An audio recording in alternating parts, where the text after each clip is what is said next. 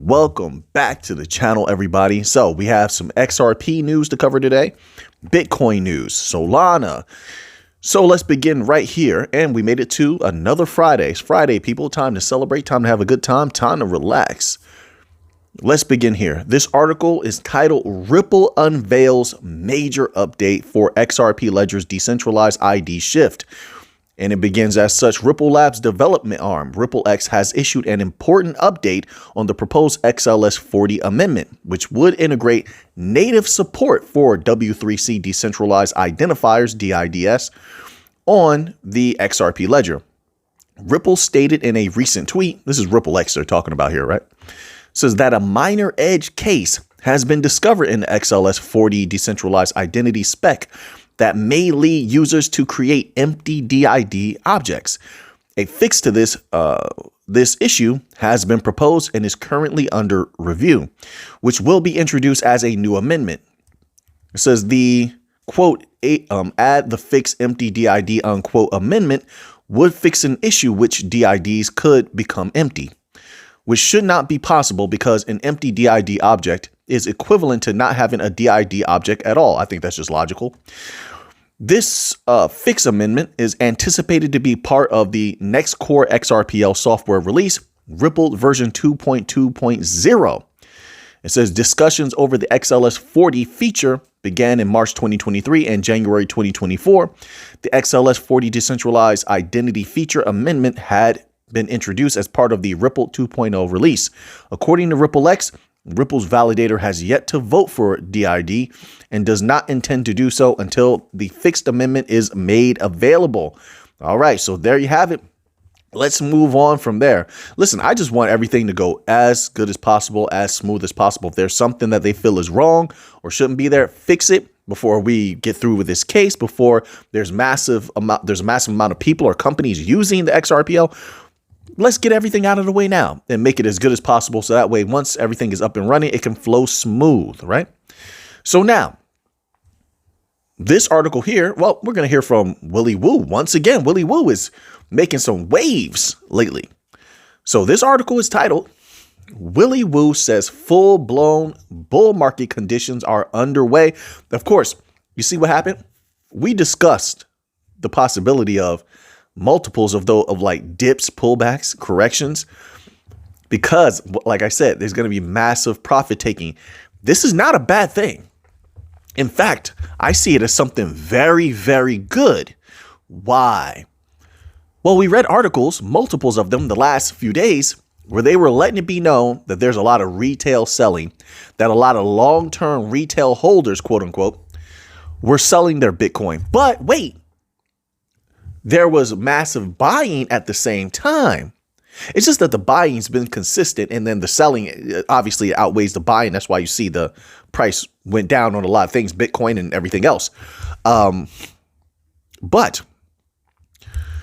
the institutions are the ones that have been buying consistently. So now as everyone's selling, you think the institutions don't find it even more delicious to acquire Bitcoin and other things now that the prices went down? So the possibility of a rubber band effect where everything's pulled down, the rubber band's pulled down to a certain point and then boom, it takes off. That increases the possibility of, it's not a guarantee, but we've been seeing little signs of that throughout the beginning of this bull run. So I don't see why it wouldn't happen in a major way as well. And I expect this to happen a multitude of times. Let me reiterate that. So I think that's what we're seeing right now. And it usually doesn't take long before everything just springs back up, launches again. So, I'm keeping my eye out for that. So it says here, Willy Woo says full-blown bull market conditions underway as spot Bitcoin ETFs open inflow pipes. It says the level of new capital flowing onto the Bitcoin network suggests the top crypto asset is in a, quote, full-blown, unquote, bull market, according to the on-chain analyst Willy Woo. He talk about how many followers he has. They always do that. I guess it justifies covering this individual's opinion. It says, quote, this time it should climb much higher. Spot ETFs are opening up the inflow pipes markedly. So this is similar to what he said the other day. The inflows are measured on chain, so this includes all investors. It's about 90% accurate, also indicative that ETFs are around 30% of total flows right now. Specifically, you take the daily change in entity adjusted realized capitalization. Entity adjusted real cap tallies the price paid for every Bitcoin when they move to the current hodlers. There is a measure of the USD stored in the network. So listen. Oh, wait. No. Now they actually cover what he said before, which I'm glad they do for reference. This is what we covered before as well. In his first statements of the week, it says earlier this week, Wu said Bitcoin's upper bound price model is $337,000. Yeah, so that was the article that we first covered from Willy Woo. I expect to hear a lot more from Willy Woo, but if that is the case and that's what Willy Woo believes, then this is nothing but a healthy pullback, right? What's going on right now? Healthy pullback, profit taking, a lot of long-term holders, taking profits, and probably a lot of people getting out of Bitcoin as well. There's some people going heavy, but they're not long-term holders or long-term believers. And that's going to happen. And then you'll see everything at some point, I believe, not financial advice. All right. But I believe personally that it will go back up, and you're going to see a few run-ups for Bitcoin where it goes and breaks all-time highs a few times. We've already seen it. And if this is just the beginning, then I would expect that to happen even more. So now let's move on here. So I thought this would be an interesting article to cover because we all deal with crypto wallets to a different degree. Some people have hot wallets. Some people have cold wallets. Some people deal in both, right? So this article is titled, "Why All Crypto Wallets Are Going to Be Smart Contract Wallets." So let's scroll down here and find out why they believe this. Wallets today present a significant challenge in onboarding everyday users to crypto. In response, the industry must prioritize and push the transition towards solutions that are both more user-friendly and more secure, without sacrificing the decentralized and self-custodial nature that crypto is all about. Traditional self-custodial wallets, which often overlook the importance of user experience and place the entire burden of security on users, are in stark contrast to the seamless and frictionless experiences that have become the norm in the Web 2.0 realm. This gap has led even the earliest adopters of cryptocurrency to favor custodial solutions and centralized exchanges. However, a paradigm shift is coming with the advent of smart contract-based wallets. These innovative wallets promise to revolutionize self-custody and are poised to facilitate the widespread adoption of cryptocurrency. The fundamental concern is security and having the peace of mind that you won't lose your funds. A recent report from Chain Analysts shows that hundreds of millions of dollars have been stolen from crypto wallets in the past couple of years. Well, also, I'll say this. A lot of people are very careless in how in their cybersecurity. So, for example, they click on a lot of different links that they shouldn't in their emails. Hackers can steal from you. They get a text message from someone who's spoofing their bank or spoofing their telephone company, and they don't check it. Sometimes they might just click it. A lot of stuff looks legit, but it's not. It's not. And they click it, and then hackers can steal your stuff. Like, there's so many different ways. You got to be. But then again, I think the companies need to raise the awareness that this can happen, that those things are possible. A lot of people just don't know that those things are possible. Before you know it, their money is gone. Also, what's that? Two-factor authorization. There's a difference between what are those things? Like the generators, they generate a unique code every single time. Those separated from like you get a code through your telephone service. The one where you get a code through your telephone service, I've read, all right, I don't know this personally, but I've read from a lot of experts that that one can be hacked. That one can be compromised very easily. So then there's that as well. Like how much security do individuals have, especially if you have a hot wallet? Once again, I'll say this, and that's just my personal preference. I prefer air-gapped cold wallets where once you take your crypto keys off the internet or crypto off the internet, however you want to phrase that, it can't be touched. It can't be. It's offline. It's done for. That's it until you choose to put it back online or you choose to use that stuff. I like that technology better. And you know what's interesting? I see a lot of banks using what? You can Google this stuff so you can see it for yourself. A lot of banks are looking into what? Air-gapped cold wallets, because that's the best of the best, where no one can get their hands on what you have. That's the best. It never connects to the internet. That's what you want. So now let's get back to this. It says the core issue with security of crypto wallets is their reliance on a seed phrase, a series of 12 to 24 words that act as a sole protector of a user's wallet. Even hardware wallets at their core are safeguarded by seed phrase. If the seed phrase is lost or if an attacker gains access to it, the user's funds are at risk. And that's another problem right there. A lot of people are keeping their seed phrases on their phone, in their, what are those things called? It's like Google Drive, those online storage places. Anything that's online, you should not have your seed phrases there. You should not have it. But a lot of people are. So when they get hacked, the people are able to come by way of these phrases, and they know what that is. They're very smart. So that's it. Like I said, I think many people, not everyone, but many, need to be a little bit more aware with what they're doing when it comes to their security. It says, but why is the seed phrase so problematic? To understand this, let's examine the three main security factors of user authentication. Something you know, a password. Something you have, a physical device. Something you are, a biometric identity, such as a fingerprint or a face scan.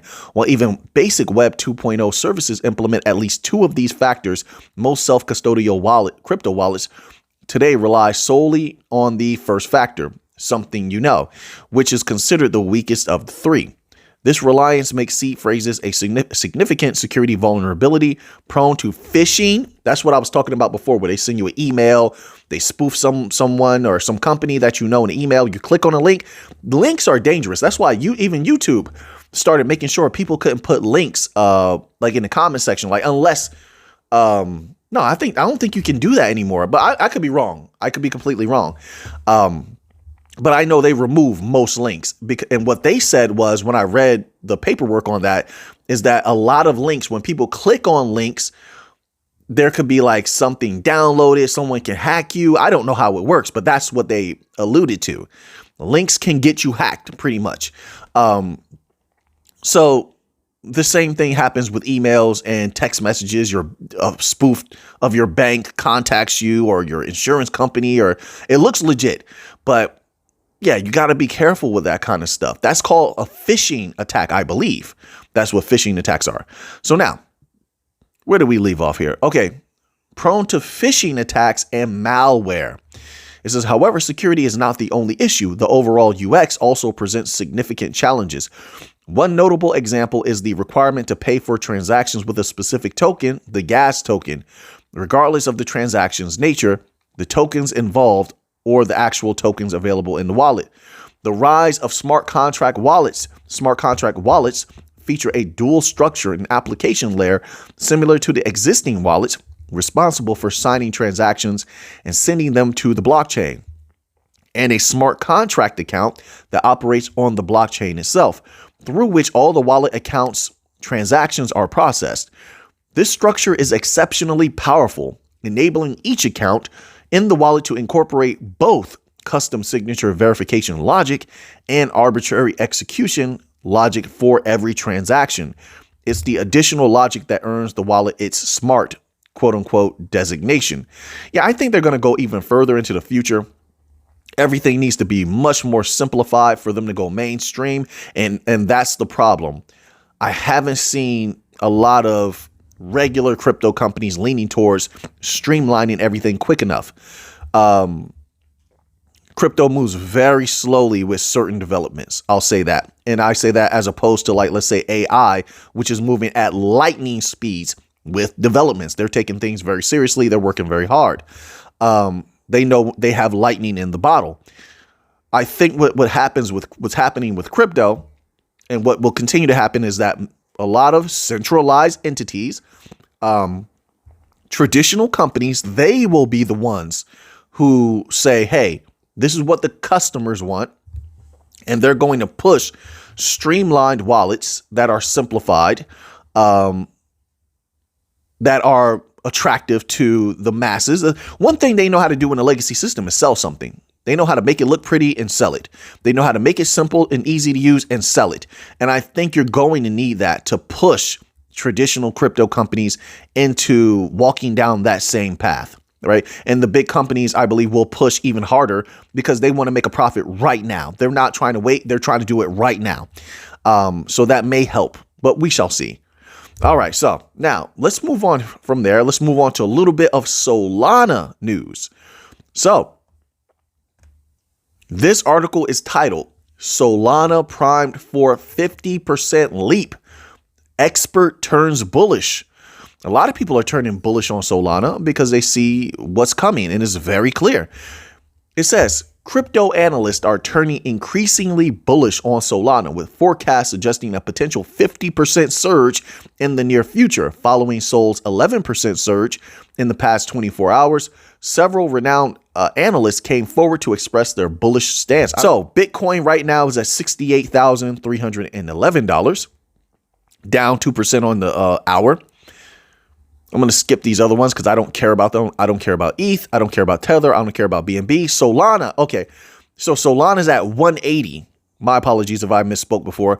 It's at 180, $180.26 right now. Yeah. So it's down 4% on the hour, but it's up 8% over the last 24 hours. So Solana is always doing well. Like I said, I don't feel like I need to check on Solana that much, honestly. Let's see who else is doing well. So Chainlink is at $19.29. I'm never worried about Chainlink either. I'm super bullish on Chainlink into the future. Matic is down a little bit. It's at $1.12. All right, so now let's move on here. Where did we leave off? So Bob Lucas has an optimistic outlook, stating that, quote, Sol now based and fueled up for a leg to $250. Do you remember where Solana was when we first start covering Solana? It's amazing how high it's gone, isn't it? It says, unquote, this statement is based on a thorough analysis of the weekly Sol USD chart. The chart exposes that Sol has transformed its March 2022 resistance level of around $140 into a robust support zone. All right. So now let's move on here. He's talking $250 Solana.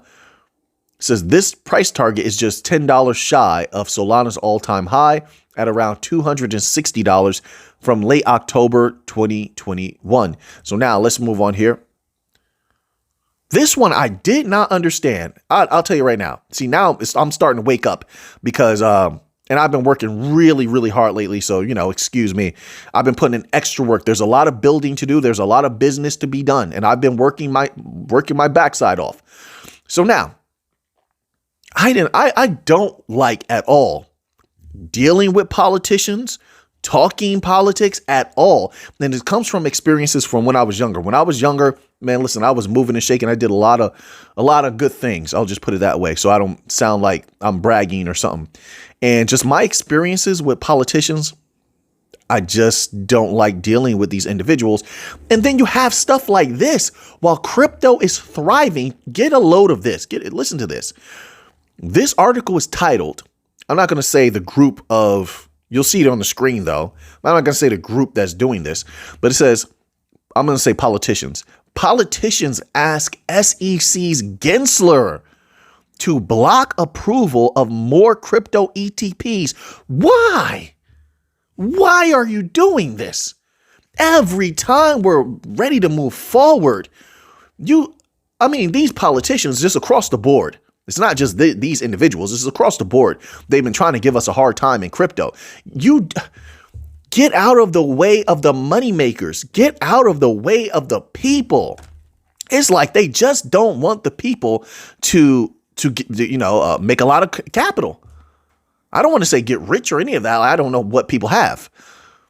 But every time crypto's doing well, some politician somewhere pops out and puts a battery in Gensler's back. He's being defeated right now. Crypto's popping off. Get out of the way. No one who's asking for this. Let me read this here, okay? Senators say that retail investors face, quote, enormous risks, unquote. Really? You didn't read the 3 articles about the 3 different people whose money disappeared from Wells Fargo in the last week? You don't think that that's a risk? And Wells Fargo isn't the only one. People's money have been disappearing from a myriad of banks. This is easily Googleable, if that's a word. Just Google it. People's money have been disappearing from banks all over the United States, and you don't say a peep. That's not an enormous risk. I just read about a lady who her $200,000 just went poof. Then I read about another lady who actually did a video interview with the news station where they took that lady's $35,000. $35,000 just went poof. And you're worried about crypto, but you're not worried about the banks. Come on now. That tells me everything I need to know. Something's not right here. But they're saying retail investors face, quote unquote, enormous risks from such products because thin order books for some cryptocurrencies. Listen, I've said it before. I'll say it again. If you're an adult and you are choosing to engage in crypto, whichever that is, because crypto is a wide spectrum, ranging from meme coins to scam coins to legit projects. If they choose to be involved in that, that's on them if you're an adult, period. They are not children. And I don't feel like, yeah. So that's how I look at it. You're making a conscious choice. But with the bet, it's like, there's a hypocrisy there. There's a dichotomy there. So it says Senators Jack Reed and LaFonza Butler urged the SEC to block crypto ETPs, citing risk from poor disclosure. Really poor disclosure. We were reading articles recently of how you can't even squeeze out comprehensive reports from the banks on certain information. That's a fact. But you're worried about crypto.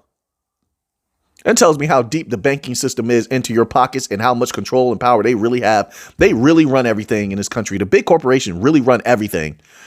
And the politicians just seem to be a master. Just my humble opinion. I don't mean disrespect. I'm just calling it how I see it. Coinbase's Paul Grewal counter. Yes, Coinbase. Fight Coinbase. Good job. Coinbase's Paul Grewal counters highlighting Ether's high trading volume and crypto's role in financial modernization. Yes, good, right. Good point. And that's very impactful to bring that up because Ether is the next one up for an ETP, which an ETF is just a version of ETPs. Right? So what are they talking about? The logical progression, I think, would be Ether, and it doesn't have any of the problems they're talking about. And then after Ether, in my humble opinion, XRP, which doesn't have any of the problems they're talking about. They both have high trading volume, right? Oh, man. It says 2 Democrat senators. Oh, I didn't mean to say that because, YouTube doesn't like you to say certain stuff, at least certain channels. That's all I know. But 2 senators are urging the Securities and Exchange Commission to block any further crypto exchange traded products to protect retail investors. That is hilarious. While the people of the United States are getting robbed blind in a myriad of different ways, and they're riding the sinking ship, you're going to pretend that you're protecting them, right? No, that's just ridiculous. Just my humble opinion. To protect retail investors from risks associated with poor broker disclosure. Are you protecting them from the rising debt that's going to definitely, how do you pay that debt, United States? You do know you pay the debt by raising taxes, right? It says here, from risks associated with the poor broker disclosure and thin liquidity and major cryptos. Which one? The name names. Which ones? Ethereum is the second one up for an ETF. There's nothing else on the table right now. Nothing. So what are they talking about? Senator Jack Reed and Senator LaFonza Butler write that a FINRA survey disclosed that 70% of brokers' communications with retail investors violated fair disclosure rules.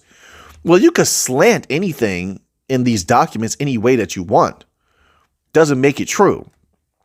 So anyway, I'm going to stop there. I just want to put that on people's table to let them know, like, listen, every time we're doing good, these people are getting in the way. But a lot of individuals behave as though they don't know that. And then they complain, why this crypto can't do this, why this crypto can't do that, why are we in a long bear market?